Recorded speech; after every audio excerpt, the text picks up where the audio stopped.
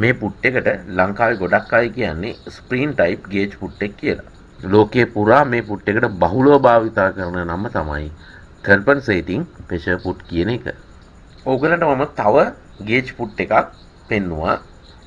ඒ video එකට link එක මේ වීඩියෝ එකේ උඩින් සහ වීඩියෝ එකේ අවසානයෙන් දාන්නම්.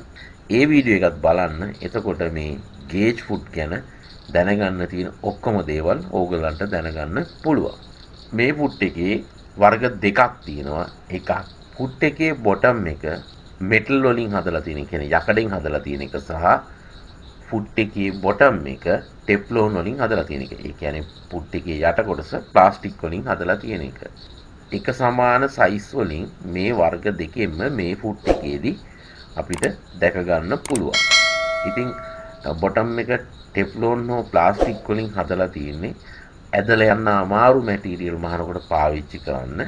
ඒ වගේම රෙදි වගේ ගැටලුවක් නැති දේවල් මහන්න තමයි ලෝහ වලින් හදලා තියෙන බොටම් එක තියෙන පුට් එක හදලා තියෙන්නේ. කියන්නේ පුට් එකේ යට කොටස ලෝහ වලින් හදලා තියෙන්නේ. සාමාන්‍ය වැඩ කරන්න ඒ වගේම අදින්න අමාරු ලෙදර් එක්සින් මේ වගේ දේවල් මහන තමයි ටෙෆ්ලෝන් යට කොටසක් එක්ක මේ පුට් එක නිර්මාණය කරලා තියෙන්නේ. හැබැයි සමහරක් වෙලාවට එක එක්කිනාගේ අවශ්‍යතාවය ඒගොල්ලෝ කරන වැඩිත් එක්ක ඒගොල්ලන්ගේ කැමැත්තත් එක්ක එක එක්කෙනා හුරු වෙලා තියෙන වැඩ කරන්න හුරු වෙලා තියෙන ක්‍රමයක් එක්ක සමහරක් විට රෙදි මහන්න ටෙෆ්ලෝන් පුට් එකක් පාවිච්චි කරන කෙනෙක්, එහෙමත් නැත්නම් ලෙදර් එක්සින් මහන්න මෙටල් පුට් එකක් පාවිච්චි කරන කෙනෙකුත් ඉන්න පුළුවන්. ඒ එක එක්කෙනාගේ කුසලතාවය සහ ඒගොල්ලෝ කරන වැඩෙත් එක්ක තමයි තෝරාගන්නේ මොකක්ද කියන එක තීරණය වෙන්නේ.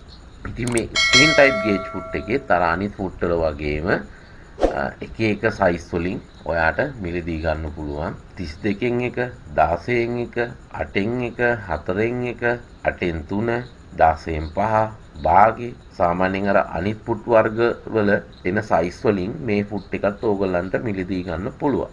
මම ඕගලන්ට වීඩියෝ එකක් දාලා තිනවා. ඒ වීඩියෝ එක බලන්න. මේ ගේජ් පුට් එකක්ම තමයි 124යි 63 කියන පුට් එක.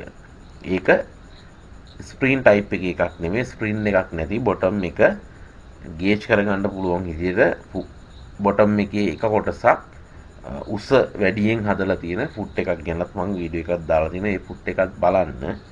ඒ පුට් එකෙන් කරන වැඩ මේ පුට් එකෙන් කරන්න පුළුවන්, මේ පුට් එකෙන් කරන වැඩ ඒ පුට් එකෙන් කරන්න පුළුවන්. හැබැයි ඊට අමතරව මේ ස්ක්‍රීන් ටයිප් එකේදී කරන්න පුළුවන් අමතර දෙයක් තියෙනවා. ඒ කියන්නේ ඔයා ගේජ් කරගෙන මහනකොට ගේජ් කරන්නේ නැති තැනකදී අර 124/63 පුට් එකේදී හදිස්සියේ හරි පුට් එක මාරු කරන්න නැතුව නෝමල් මහන්න ගියොත් ඔයාට පොඩි කරදර ගතියක් එනවා. හැබැයි මේ ස්ක්‍රීන් ටයිප් එකේ පුට් එකක් ඔයා හයි කරලා තියෙනවා නම් ඒකෙදී ඔයා හයි කරලා තියෙන්නේ මෙටල් එකක්ද ටෙෆ්ලෝන් එකක්ද කියලා අදාළ නැහැ.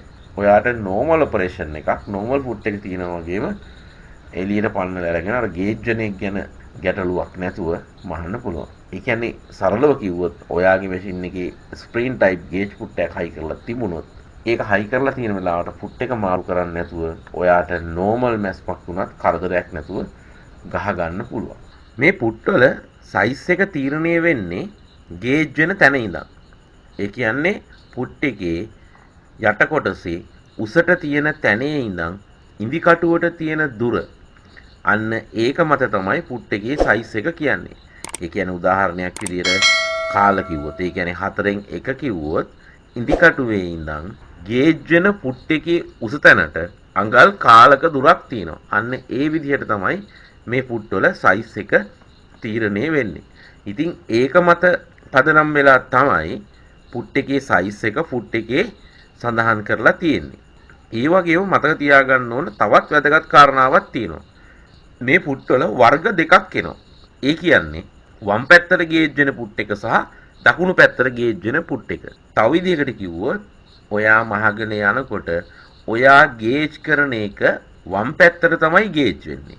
ඒ වගේම තව පුට් එකක් තියෙනවා ඔයා ගේජ් කරන එක දකුණු පැත්තට තමයි ගේජ් වෙන්නේ. එතකොට ඔයා කරන වැඩෙත් එක්ක ඔයාට ගේජ් වෙන්න ඕනේ වම් පැත්තටද දකුණු පැත්තටද කියන එක අඳුනා ගන්න ඕනේ. එතකොට වෙළඳ පොලේදී ඔයාට මේ පුට් එක මිලදී ගන්න ගියාම ඔයාට ඕනේ වම් පැත්තේ පුට් එක නම් ඒ පුට් එකේ ගහලා තියෙන නම්බර් එක. සංකේත අංකය ඉවර වෙන්නේ L කියලා. L අකුරෙන් තමයි ඉවර වෙන්නේ.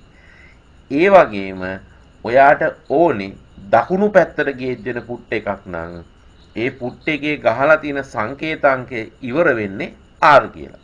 left side එකද right side එකද කියලා සඳහන් කරලා තියෙනවා පුට් එකේ ගහලා තියෙන සංකේතාංකයේ අගට L අකුර සහ R අකුර යොදලා. පැහැදිලිනේ? ඔයාට ගේජ් වෙන්නේ වම නම් L. ඔයාට ගේජ් වෙන්නේ දකුණට නම් R.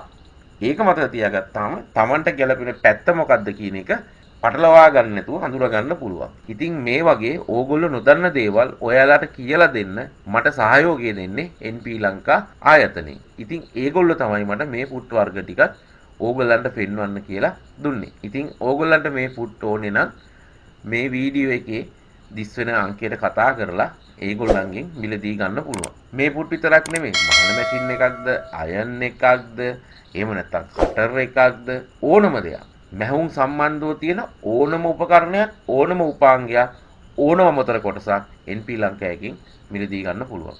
මේ වීඩියෝ එකේ දිස් වෙන අංකයට කතා කරන මගේ අංකයට කතා කරලා වැඩක් නැහැ. මේ වීඩියෝ එකේ තියෙන අංකයට කතා කරලා ඕගොල්ලන්ගේ අවශ්‍යතාවය කියන්න. එතකොට ඕගොල්ලන්ට ඉතාමත් පහසු මිලට ලංකාවේ කොතනකින්වත් ගන්න බැරි මිලට NP ලංකාවකින් මිලදී ගන්න පුළුවන්.